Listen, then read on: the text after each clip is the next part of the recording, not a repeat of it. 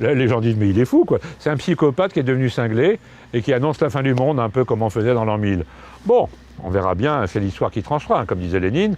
Mais non, ça va être du très très concret. C'est déjà du concret. Avec ma fille, nous avons acheté cette maison, voilà, une treizaine d'années, parce que nous avons anticipé le fait qu'un effondrement général, systémique et global du monde puisse avoir lieu, disons, vers les années 2025-2030, hein, je ne suis pas à 5 ans près. En tout, ça fait 7 hectares. Il y a 3 hectares de bois et 4 hectares de prés, disons. C'est important d'avoir de l'eau vraiment toujours disponible si jamais l'eau courante, disons, distribuée par la ville, ne l'était plus. Il faut bouillir. Hein. Mais juste, on peut prendre de l'eau d'ici, la bouillir et c'est bon, on peut la boire. Mais bien sûr, bien sûr. Bien sûr. Bah, c'est de l'eau. Hein. Et celle-ci n'est pas polluée, elle n'a pas il faut voir du point de vue bactériaux, mais le bactériau, une fois que vous la montez à ébullition, il n'y a plus qu'elle ébouillit, pas de problème. Et au point de vue chimique, non, elle est bien. Il y aura ici une tête et puis avec un bras articulé, de telle manière qu'on puisse pomper l'eau qui est en dessous. Hein. C'est une pompe non pas immergée électrique, parce qu'il n'y aura peut-être plus d'électricité dans 15 ans, mais une pompe à bras, hein, comme jadis. Oui, il n'y aurait plus d'électricité non plus. Ben, l'électricité, pour le moment en France, évidemment, pour 75%, c'est le nucléaire, mais le nucléaire sans pétrole, ça n'existe pas. Et le nucléaire, c'est toute une chaîne depuis la mine, je ne sais pas, au Niger ou ailleurs, jusqu'à votre interrupteur pour votre télé ou votre lumière. Tout ça évidemment, c'est fait avec des camions. Hein. Toutes les initiatives là, qui existent aujourd'hui de voitures plus écolo... Quelle voiture écolo? Quelle voiture écolo? Quelle voiture écolo? Dites-moi ce que c'est une voiture écolo, dites-moi. La Tesla, par exemple. Mais vous rigolez, mais il faut l'électricité, c'est ultra technologique. Il faut des terres rares, il faut importer de ces terres rares de Chine, etc. Tesla, non mais attends, c'est un fou qui fait des Tesla. Mais non, ça ne marchera pas. Les voitures électriques, les voitures autonomes, il n'y aura plus de voitures en 2040. Il y aura quelques calèches avec des chevaux, oui. Le mode de transport du futur en 2040, je dis 2040 comme ça, c'est dans 20 ans. Ce n'est pas les bagnoles, ce n'est pas les avions, il n'y aura plus d'avions, il n'y aura plus de bagnoles, il y aura peut-être quelques bagnoles au gazogène, au biogaz, quelques milliers. Mais c'est le cheval. On dit, mais bon, si tout s'effondre, avec qui je vais vivre? Eh bien, ce n'est pas avec votre groupe Facebook où il y a des Québécois et des Chinois, hein, parce que ça sera fini, il n'y aura plus d'Internet en 2035. C'est avec vos voisins géographiques. Et donc les voisins géographiques, eh bien, c'est des paysans. Il y en a un d'ailleurs qui est là qui vient nous aider parce qu'il a un petit tracteur, lui, pour aménager le terrain. C'est vos voisins. Et donc, alors, évidemment, ils peuvent être du Rassemblement national ou de gauche ou de droite, peu importe. C'est avec eux que vous allez vivre. C'est une leçon d'ouverture et de générosité.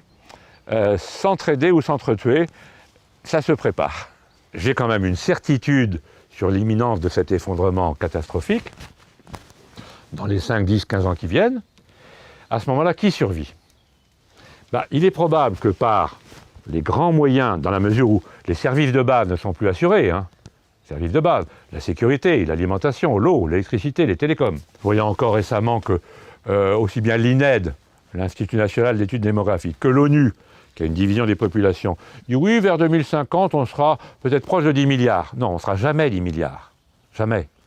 Parce qu'à cause de cet effondrement, hélas, je le dis de manière émue et presque en tremblant, hélas, ce qu'on a connu comme hécatombe dans les 2 guerres mondiales nous paraîtra peu par rapport à ce qui va venir dans 10-15 ans. Quand il y a un effondrement, que ce soit la peste ou que ce soit l'effondrement, comme je viens de dire, mondial, qui sont les gens qui vous empêchent de vivre?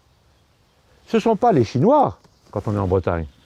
Ce sont vos proches, vos amis, éventuellement votre famille.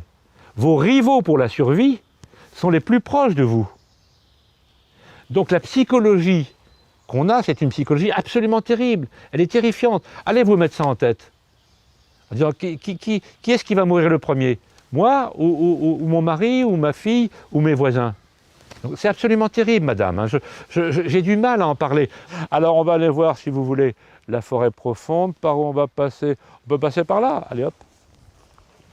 Alors là, vous voyez, c'est plutôt la forêt de conifères, et puis là, c'est la forêt un peu plus mélangée. Ce tas de bois, c'est du Douglas, ça a été coupé voilà quelques semaines.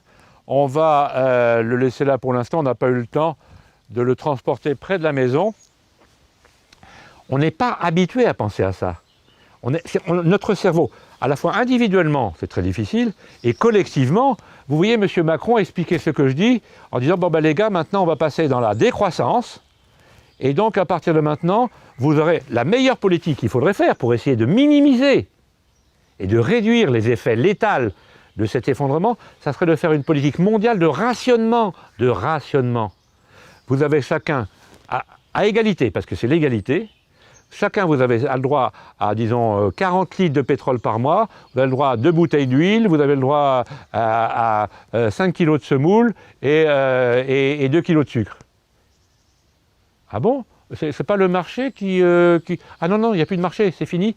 Il faut une politique, on peut appeler ça une économie de guerre, avant la guerre. Il faut maintenant vivre, qu'en Île-de-France par exemple, parce que c'est là qu'il y a la plus grande consommation en Europe et en France, eh bien il faudrait que le moindre brin d'herbe soit permaculturisé, c'est-à-dire qu'on fasse ce qu'on appelle des paysages comestibles, des forêts-jardins, et que partout, que ce soit la pelouse des Invalides, que ça soit que la moitié des rues de Paris soient dépavées ou débitumées, et alors qu'on mette de l'humus, et puis qu'on fasse des jardins, mais pas au sens des petits jardins bio partagés qu'on voit dans certains quartiers comme ça pour faire de la pédagogie avec les petits-enfants. Ça c'est intéressant du point de vue pédagogique, mais c'est pas du tout la hauteur du problème. La hauteur du problème, c'est qu'il faut faire massivement une conversion de la politique agricole commune. Est-ce que vous culpabilisez, vous, d'avoir l'argent pour vous acheter une belle maison comme ça, vous, d'une part, tout le monde ne pourra pas faire ça? Non, vous avez raison. On l'a fait avec les économies de ma fille, puisqu'on est... C'est pas copropriétaire, on est une propriété en indivision, peu importe.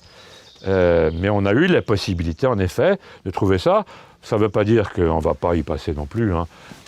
Mais bon, au moins on se dit, on essaie de montrer des exemples, disons, d'éco-village, de résilience, de résistance, alors avec les voisins, avec je ne dis pas le nom parce que je ne voudrais pas que les gens sachent qu'on habite, enfin peu importe, avec les gens du canton voisin, et si on peut monter un éco-village de résilience, de résistance et d'entraide, eh bien c'est très bien, c'est ce qu'il faut faire, chacun là où on est. Évidemment, quand on est si vous êtes dans le 2e arrondissement de Paris, même s'il y a un maire écolo que j'aime beaucoup, ça ne va pas le faire, hein.